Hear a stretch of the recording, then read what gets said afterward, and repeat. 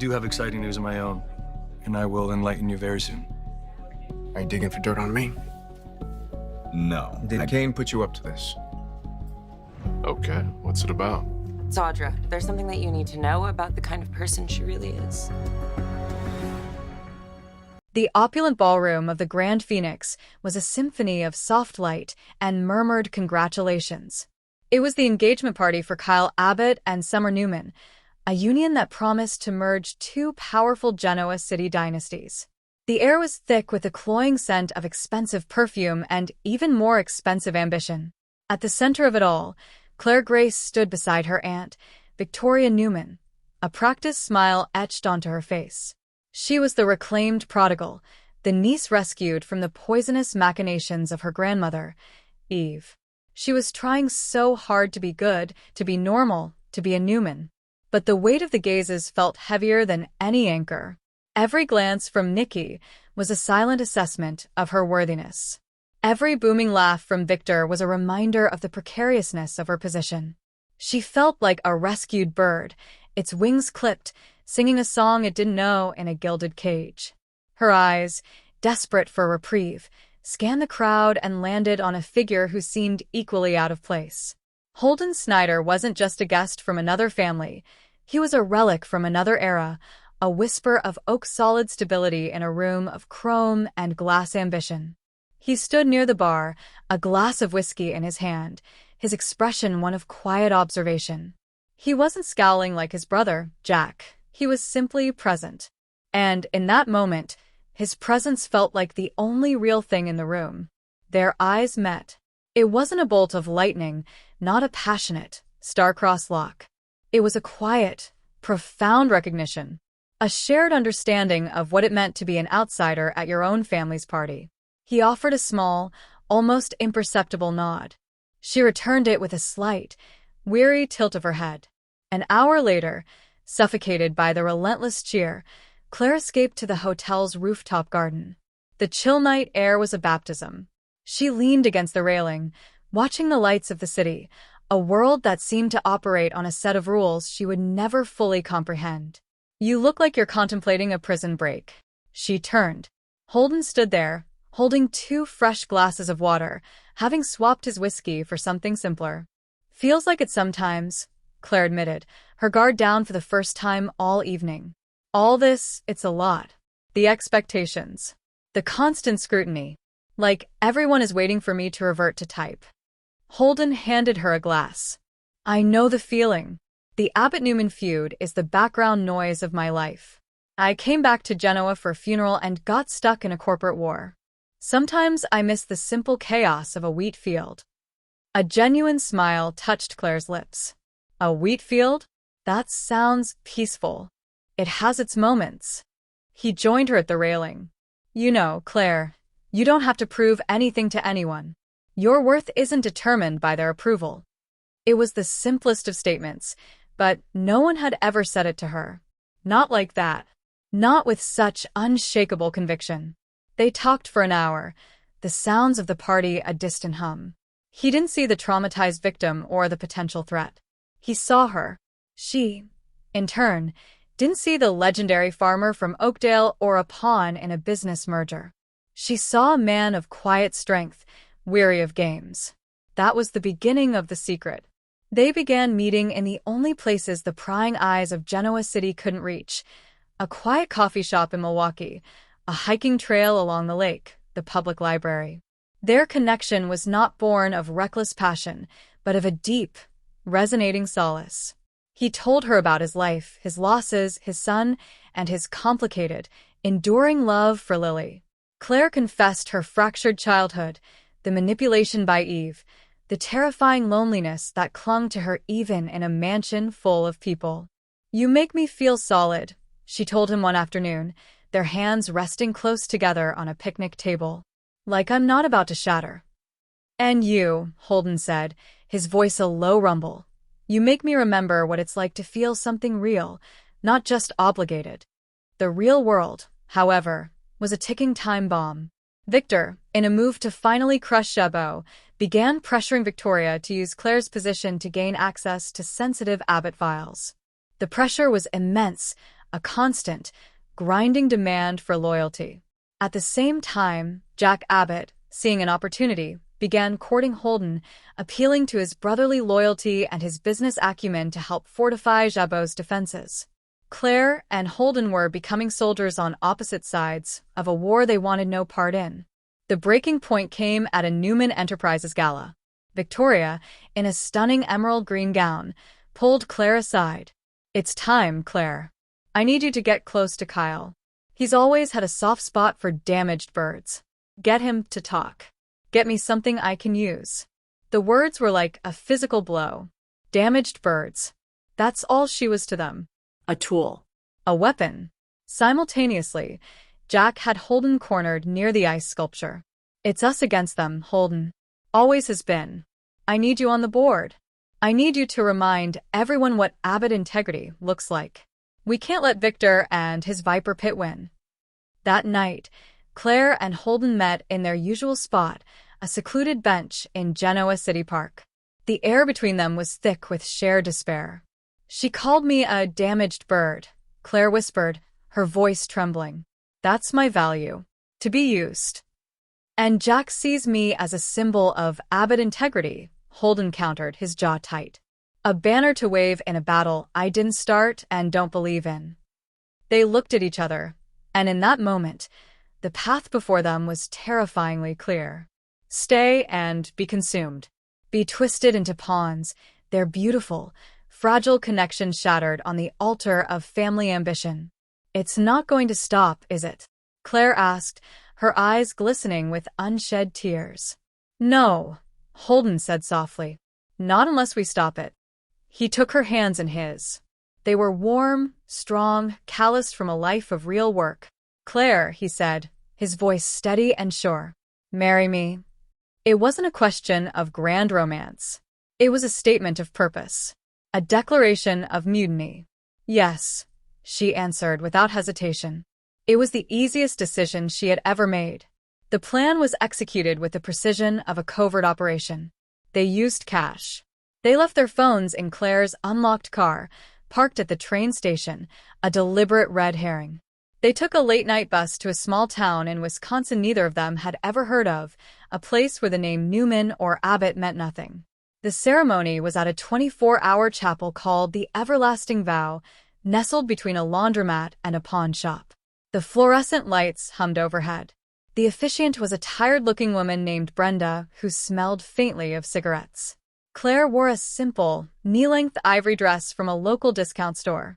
Holden wore the slacks and button-down shirt he'd arrived in. Their vows were not poetic. They were promises of sanctuary. "I, Holden, take you, Claire, to be my wife. I promise to be your shelter from the storm. I will stand with you, away from the battles, and build a peace with you. I, Claire, take you, Holden, to be my husband. I promise to be your truth. I will choose you, every day, over every dynasty, every demand. I will be your home." They exchanged plain gold bands from the pawn shop next door. When Brenda pronounced them husband and wife, there were no tears of joy, only a profound, bone-deep sense of relief. They had done it. Back in Genoa City, chaos erupted. Victoria was the first to notice Claire was missing, followed quickly by Jack's concern over Holden's disappearance. Panic set in. Had Claire been kidnapped? Had Holden been targeted by Newman thugs? The families, for a brief, unified moment, were allied in frantic worry. The police were called. Private investigators were hired. The narrative was one of potential tragedy.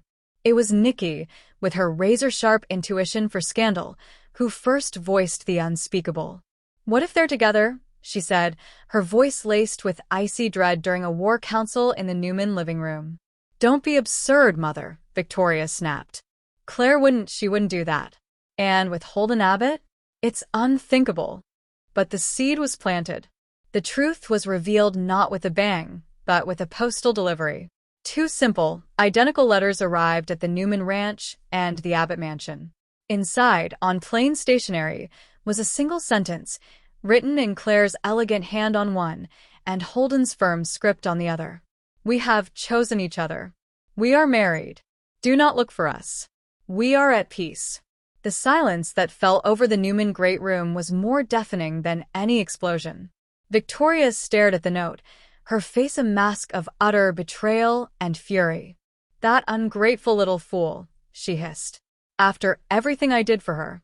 She's thrown it all away for my uncle?" Victor's reaction was a low, dangerous growl. He has humiliated this family. To align himself with that girl, it's a deliberate insult. Across town, at the Abbott Pool house, the reaction was one of stunned, bewildered heartbreak. Jack read the note aloud, his voice cracking. How could he do this? To his own family? In the middle of a war? He looked at Tracy, his eyes filled with pain. He's married to a Newman. A Newman! And one with her history. What was he thinking? Lily, who had been quietly listening, felt a pang of something complex. Not jealousy, but a profound sadness for the pain that must have driven Holden to such a desperate, final act. The fallout was immediate and catastrophic. The Abbott-Newman War, for so long a corporate and personal chess match, had just been injected with the most potent, personal venom imaginable. The battle lines were no longer about stock prices and market shares. They were about betrayal, possession, and a deep, familial fury. Victoria saw Claire as her stolen property, a project corrupted. Victor saw a strategic alliance that mocked his authority. Jack felt his brother's actions as the ultimate betrayal, a defection to the enemy in their darkest hour. And in a small, sunlit kitchen in a rented cottage somewhere on the shores of Lake Michigan, Claire Snyder, poured 2 cups of coffee. She brought one to her husband, who was reading the local paper at the table. He looked up, took the mug, and his hand covered hers for a moment. No grand pronouncements were made. No declarations of love were needed. Outside, the world of Genoa City was tearing itself apart, screaming their names. But in here, there was only the gentle sound of the lake against the shore, the rustle of a newspaper, and the quiet, revolutionary sound of peace. They had not just eloped. They had started a war by laying down their arms, and in doing so, they had finally, truly won. They had stolen themselves back. They spent their wedding night in a roadside motel, the thin walls echoing with the sound of passing trucks. They didn't care. They were free. They were us. Claire might put her old manipulative talents to good use and work to dupe Detective Burrow, who may not even be a real detective based on his shady phone call in YNR's October 17th episode. Perhaps Claire could flirt with Burrow and try to get him drunk enough to spill something. It'd be worth a shot and could be a fun way for the show to revisit Aaron's on-screen chemistry with Cohen, since their former characters, Kiki Jerome and Dr. Griffin Monroe, used to be paired up on General Hospital. Whatever the case, the Young and the Restless spoilers say Claire may land in a dangerous situation once she gets involved in all the Noah drama, so stick with us for any stunning news to come. CDL will have other great Young and the Restless spoilers, news and updates to check out, so make us your favorite YNR hotspot. The Young and the Restless. YNR, spoilers hint that Sharon Newman, Sharon Case, and Nick Newman, Joshua Morrow, could get swept up in some hotel passion. Will mutual comfort and burning desires collide for a reconnection in the bedroom? Sharon has been a mess of emotions ever since she found out about Noah Newman's, Lucas Adams, car crash. Nick has been doing his best to be there for Sharon, but he's clearly having a tough time, too. The fact that everything's so confusing and shady is making all this even harder on Noah's parents. Sharon and Nick are struggling to understand what kind of trouble Noah might have been mixed up in, especially now that they know he may have been targeted. YNR spoilers say Nick and Sharon will continue to search for answers when it comes to this big Noah mystery. Sharon and Nick will also keep talking to Noah in hopes that maybe he can hear them on some level despite his induced coma. However, the stress of this whole situation will be a lot for Nick and Sharon to handle. At some point, Sharon and Nick might find themselves needing some sort of release, so that could happen in the bedroom. Nick and Sharon shared a kiss after all the chaos in Nice, so maybe they could take things a step further by hitting the sheets in Los Angeles. Now that Sharon and Nick's bond is growing even stronger through this Noah-related ordeal, it's easy to imagine them letting passion erupt in whatever hotel they're staying in. Sharon might admit she wants to feel something other than fear, pain, and anger for a while. Nick might be on the same page and indulge in some passionate relief with Sharon, which could potentially help them inch toward a full-blown romantic reunion. Do you think this Noah mayhem could lead to Sharon and Nick surrendering to some bedroom temptation? Will Nick and Sharon ultimately take a little break from this mess by stripping down in private? The Young and the Restless spoilers say Sharon and Nick get updates on more Noah medical news sooner or later, but they might make time for some passion along the way. CDL will have other exciting Young and the Restless spoilers, news, and updates to check out, so drop by regularly for more YNR info. The Young and the Restless YNR recap for Monday, October 20th, reveals that Phyllis Summers, Michelle Stafford, will get accused of causing a power outage as two parties go wrong. At the GCAC, Nate Hastings, Sean Dominic, will arrive for his dinner with Victoria Newman, Amelia Heinley, but they'll quickly realize the place seems awfully empty. Danny Romalotti, Michael Damian, will show up for his bachelor party with Michael Baldwin, Christian LeBlanc, and Jack Abbott, Peter Bergman, so Nate and Victoria will realize Danny rented the place out, including the jazz lounge for Christine Blair's, Laura Lee Bell, party downstairs. YNR spoilers say Victoria will join Christine's bachelorette bash, while Nate joins the men's group. A similar situation will play out with Abby Winters, Melissa Ordway, and Devin Winters, Brighton James, when they stop by the jazz lounge. After hearing the news about the bachelor and bachelorette parties, at one point, Phyllis will walk through the GCAC door and grow curious about all the festivities. Michael will warn,